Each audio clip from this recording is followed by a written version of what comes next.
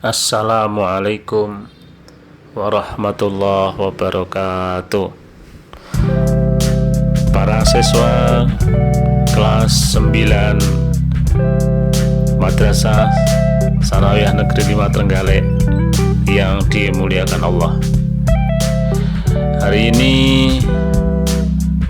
adalah pelajaran akidah akhlak dengan materi iman kepada hari akhir, kelanjutan dari materi-materi yang sebelumnya. Untuk menyingkat waktu, sudahkah Anda absen terlebih dahulu untuk hari ini? Yang belum absen silahkan segera absen di Google Form, dan kemudian setelah absen ikutilah materi yang akan kami sampaikan. Anak-anakku sekalian yang berbahagia, untuk materi iman pada hari akhir hari ini adalah menyimak video yang akan kami tayangkan berikut ini. Silahkan diikuti. Terima kasih. Pemirsa Khazanah, setelah matahari terbit dari barat, kemunculan api di Yaman yang menggiring manusia, dan munculnya binatang yang bisa berbicara di akhir zaman, maka bumi dan alam semesta mulai memasuki detik-detik kehancurannya. Kiamat yang telah dijanjikan Allah Subhanahu wa Ta'ala segera terjadi. Entah berselang berapa tahun atau bulan, bahkan hari, semuanya tidak ada yang tahu. Tiba-tiba suara menggelegar terdengar di seluruh alam semesta. Maka seluruh makhluk di dunia terkejut. Sangkakala telah ditiup malaikat. Dan ingatlah hari ketika ditiup sangkakala, maka terkejutlah segala yang di langit dan segala yang di bumi, kecuali siapa yang dikehendaki Allah, dan mereka semua datang menghadapnya dengan merendahkan diri. Al-Quran Surah An-Naml ayat 87. Inilah tiupan pertama dari 3 tiupan perintah Allah Subhanahu wa Ta'ala yang disebut dengan nafkhatul faza, atau tiupan mengagetkan yang menyebabkan kepanikan atau terkejutnya seluruh makhluk. Pada tiupan ini, seluruh alam semesta termasuk langit dan bumi serta alam buana akan berguncang dengan sebenar-benar goncangan. Mendatarkan gunung dengan bumi selumat-lumatnya, meletuskan gunung-gunung dengan dahsyatnya sehingga menjadi debu yang bertebaran, membuat laut-laut saling beradu dan mengeluarkan api yang menyala. Langit akan pecah luar biasa dan hilanglah hukum gravitasi yang biasa kita kenal. Bintang-bintang berjatuhan, planet-planet saling bertubrukan. Bersatulah matahari dengan bulan dan hilanglah cahayanya.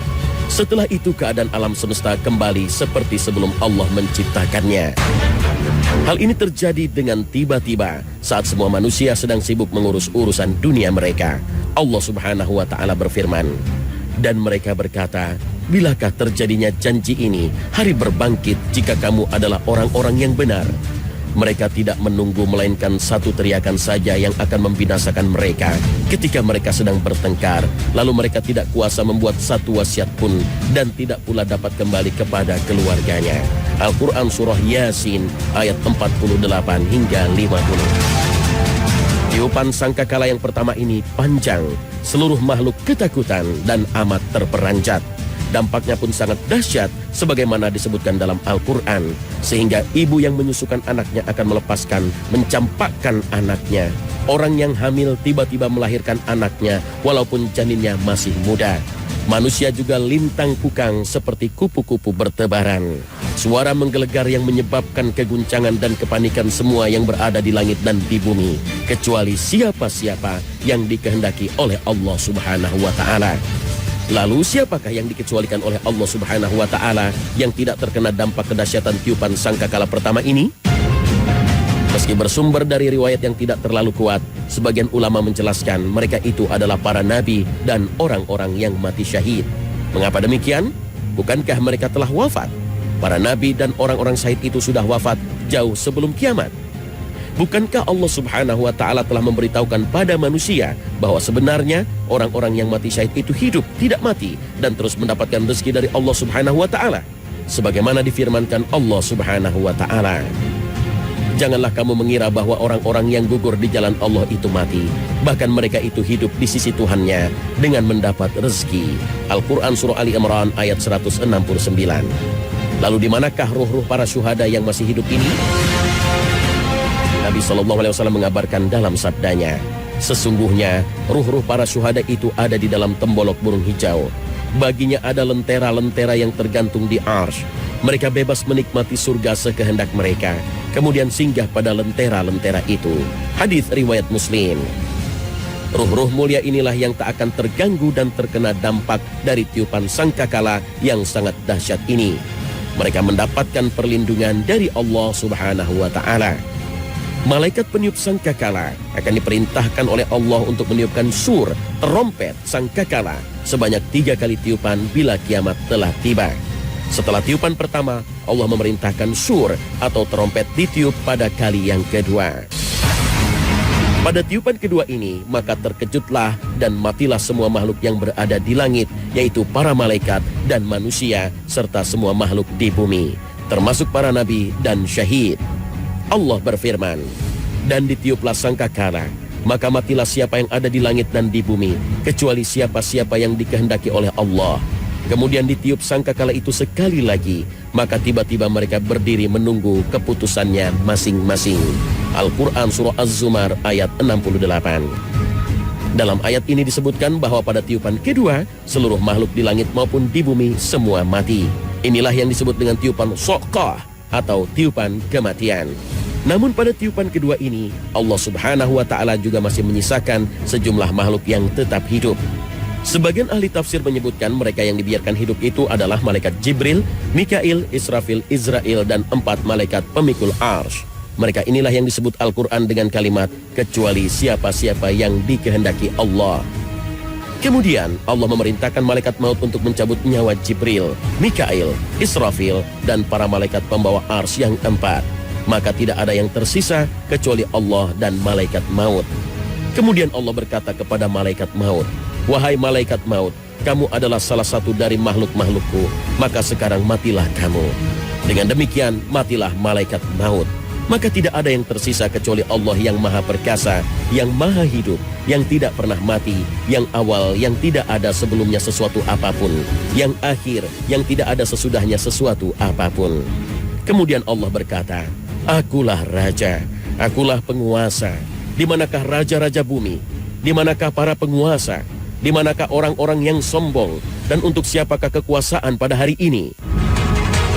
Pada hari itu, Allah Subhanahu wa Ta'ala menunjukkan keperkasaannya dan keesaannya, bahwa sifat sombong itu hanya miliknya. Imam Muslim meriwayatkan sabda Nabi SAW, Allah Azza wa Jalla akan menggulung langit-langit kelak di hari kiamat. Kemudian ia mengambilnya dengan tangan kanannya dan berfirman, akulah raja. Di manakah orang-orang yang selalu bertindak sewenang-wenang? Di manakah orang-orang yang selalu menyombongkan diri?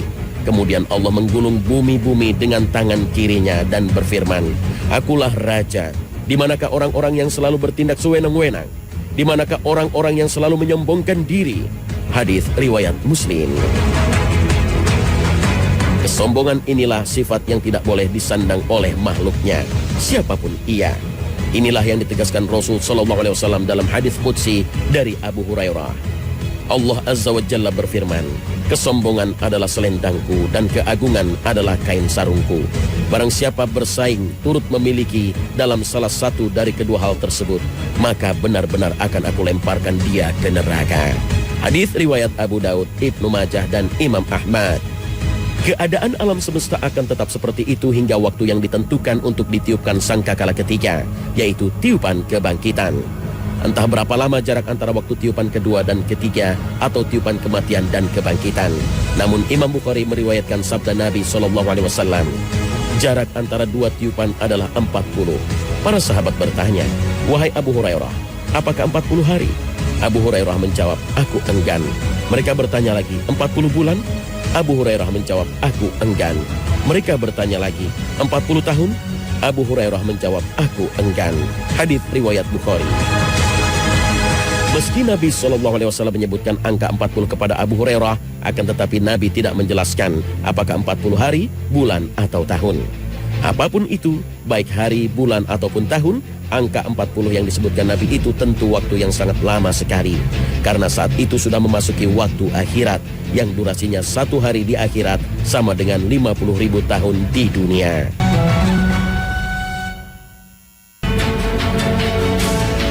Pemirsa Khazanah, tak sedikit kaum muslim yang sudah merasa memiliki tabungan amal ibadah dan kebaikan. Karena sudah merasa telah melaksanakan ibadah sholat wajib dengan lengkap, puasa lengkap, zakat dan sedekah tak pernah ketinggalan. Dan alhamdulillah juga telah menunaikan ibadah haji, yang memang dengan semua itu, seorang muslim telah memiliki tabungan amal soleh yang besar. Dengan itu semua, sebenarnya tugas seorang muslim belum selesai. Yang paling penting justru bagaimana kita bisa mempertahankan amalan-amalan soleh yang telah kita lakukan itu tetap utuh sampai akhir hayat kita. Mengapa? Karena memang tidak ada jaminan jika amal-amal soleh yang telah terkumpul banyak itu akan utuh seterusnya. Bisa saja dalam perjalanan hidup ini, amalan-amalan itu tanpa kita sadari berkurang sedikit demi sedikit atau bahkan mungkin bisa hilang seketika. Karena dalam agama ada perbuatan-perbuatan yang bisa menghapus tabungan amal kita. Maka itu yang perlu diwaspadai. Allah Subhanahu wa ta'ala berfirman, supaya tidak hapus pahala amalanmu sangkan kamu tidak menyadari. Al-Quran Surah Al-Hujurat ayat 2. Ketika ayat ini diturunkan, para sahabat sangat khawatir sekali. Misalnya Thabit bin Qais bin Syammas radhiyallahu anhu, ia merasa takut dirinya termasuk dari orang-orang yang terhapus amalnya dan akan menjadi penghuni neraka. Kemudian Nabi SAW mengutus seseorang untuk menemuinya dan menyampaikan kepadanya, kamu bukan termasuk penghuni neraka, tetapi kamu termasuk ahli surga. Hadits riwayat Al-Bukhari. Oleh karena itu, setelah seseorang mengerjakan amal soleh dengan ikhlas dan benar, ia wajib menjauhkan diri dari hal-hal yang membatalkan pahalanya. Kemudian dia meningkatkan ketaatan hingga akhir hayat. Lalu, perbuatan-perbuatan dosa seperti apakah yang bisa menghilangkan dan menghapus amal seorang muslim? Penghapus amal yang paling besar adalah syirik dan kufur. Keduanya tidak hanya menghapus sebagian amal saja, tapi menghapuskan semua amal kebaikan yang pernah dikerjakan seseorang. Allah Subhanahu wa ta'ala berfirman, dan sesungguhnya telah diwahyukan kepadamu dan kepada nabi-nabi yang sebelummu, jika kamu mempersekutukan Tuhan, niscaya akan hapuslah amalmu dan tentulah kamu termasuk orang-orang yang merugi. Al-Quran Surah Al-Zumar ayat 56. Allah juga berfirman, barang siapa yang kafir sesudah beriman, tidak menerima hukum-hukum Islam, maka hapuslah amalannya, dan ia di hari akhirat termasuk orang-orang merugi. Al-Quran Surah Al-Ma'idah ayat 5. Itulah dua dosa besar yang bisa menghapus amalan soleh seorang muslim. Namun bukan berarti hanya dua dosa besar itu yang bisa menghapus amal. Para ulama sepakat masih ada dosa yang derajatnya di bawah syirik dan kufur yang bisa menghapuskan sebagian pahala amal soleh yang sebanding dengannya. Imam Ahmad pernah berkata, apabila seseorang merasa khawatir kepada dirinya berbuat sesuatu yang mendekati zina, hendaknya ia segera menikah. Dia berhutang dan menikah supaya tidak terjerumus dalam keharaman, lalu amalnya terhapus. Ibnu Rajab menyepakati kesimpulan ini, bahwa amal bisa terhapus karena sebab sebagian dosa, sebagaimana firman Allah Ta'ala. Demikian pula Al-Hasan Al-Basri berpandangan demikian. Al-Quran telah memperingatkan orang-orang beriman dari pembatal-pembatal amal ini. Hai orang-orang yang beriman, taatlah kepada Allah dan taatlah kepada Rasul, dan janganlah kamu merusakkan pahala amal-amalmu. Al-Quran Surah Muhammad ayat 33. Imam Ahmad menjelaskan sebab turunnya ayat ini bahwa para sahabat Rasulullah SAW menyangka dosa yang menyertai la ilaha illallah tidak membahayakan, sebagaimana amal soleh yang menyertai kesyirikan tidak memberi manfaat. Maka turunlah ayat ini. Setelah itu para sahabat merasa takut dosa mereka akan menghapuskan amal mereka. Bukti lain bahwa ada perbuatan dosa yang bisa menghapus amal soleh seorang muslim, seperti yang difirmankan Allah Subhanahu wa ta'ala. Hai orang-orang beriman, Janganlah kamu menghilangkan pahala sedekahmu dengan menyebut-nyebutnya dan menyakiti perasaan si penerima. Al-Quran Surah Al-Baqarah ayat 264. Ayat ini mengabarkan sedekah bisa rusak dan pahalanya terhapus karena suka menyebut-nyebutnya atau mengungkit-ungkitnya dengan perkataan atau perbuatan kepada seseorang. Sedekah juga bisa terhapus karena menyakiti atau berbuat buruk kepada orang yang telah diberi. Maka dari sini orang yang telah mengerjakan amal-amal soleh, khususnya amal besar dalam Islam, dia wajib menjaga amal tersebut dari pembatal-pembatalnya, khususnya syirik dan kufur, dan umumnya semua perbuatan maksiat dan keburukan. Karena keburukan bisa menghapuskan kebaikan, sebagaimana kebaikan menghapuskan keburukan. Dan penentu amal seseorang adalah di penghujungnya. Wallahu a'lam.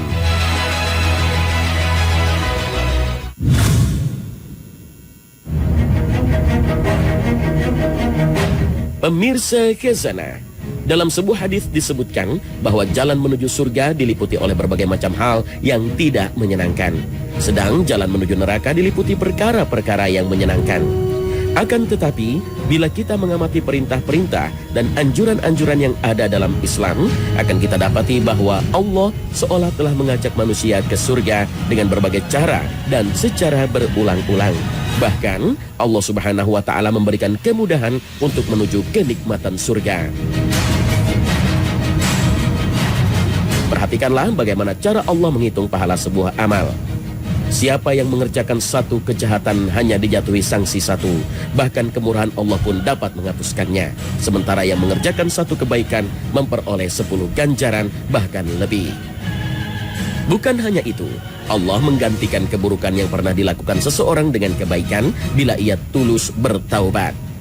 Dalam konteks ini, Allah Subhanahu wa Ta'ala berfirman, setelah menyebut pelaku syirik, pembunuh, pezina, mereka akan mendapat siksa berganda di hari kemudian dan kekal dalam siksa itu dalam keadaan terhina. Kecuali orang-orang yang bertaubat, beriman, dan mengerjakan amal soleh, maka kejahatan mereka diganti Allah dengan kebajikan. Al-Quran Surah Al-Furqan ayat 68 hingga 70. Mengapa kejahatan malah diganti oleh Allah dengan kebaikan? Karena taubatnya yang pertama telah menghapus kesalahannya. Dan bila ia teringat lagi dengan kesalahan itu lalu bertaubat, maka kali ini taubat tersebut dicatat sebagai amal soleh. Demikian seterusnya, bahkan tidak mustahil siapa yang bertaubat dengan tulus akan merasakan kehadiran Allah dan mendorongnya melakukan amal-amal soleh. Bahkan terbuka kemungkinan bagi yang tidak bermohon ampunan pun selama dosanya bukan mempersekutukan Allah untuk diampuni olehnya. Sesungguhnya Allah tidak mengampuni dosa yang mempersekutukannya dengan sesuatu dan mengampuni dosa selain itu bagi siapa yang dikehendakinya. Al-Quran Surah An-Nisa ayat 48 dan 116. Dengan demikian mungkin bisa dikatakan bahwa tidak ada yang ditimpa siksa neraka kecuali mereka yang benar-benar sangat durhaka melawan Allah Subhanahu wa Ta'ala dengan enggan berbuat kebajikan. Ini semua bukan berarti mengandalkan kemurahan Allah tanpa usaha. Setiap orang paling tidak harus selalu mengingat pesan Allah Subhanahu wa Ta'ala. Bertakwalah kepada Allah dengan sebenar-benar takwa, dan janganlah kamu mati kecuali dalam keadaan kamu muslim. Al-Quran Surah Ali Imran ayat 102. Di samping itu, setiap kita harus selalu ingat husnul khotimah atau akhir yang baik. Demikian pula su'ul khotimah atau akhir yang buruk. Karena itu jangan mengandalkan kemurahan Allah Subhanahu wa Ta'ala sebelum kita berusaha sekuat kemampuan. Dalam hadis qudsi Allah Azza wa Jalla berfirman, jika seorang hambaku bertekad akan melakukan kebaikan namun tidak sempat melaksanakannya, aku akan mencatat 1 kebaikan baginya. Jika dia jadi melaksanakan tekadnya itu, aku catatkan 10 kebaikan, bahkan sampai 700 kali lipat baginya. Dan jika hambaku bertekad akan melaksanakan keburukan namun tidak jadi melaksanakannya, aku tidak akan mencatatnya sebagai dosa baginya. Lalu jika ia melakukan keburukan tersebut, aku hanya mencatat 1 keburukan. Hadis riwayat Tabarani dan Abu Shaykh.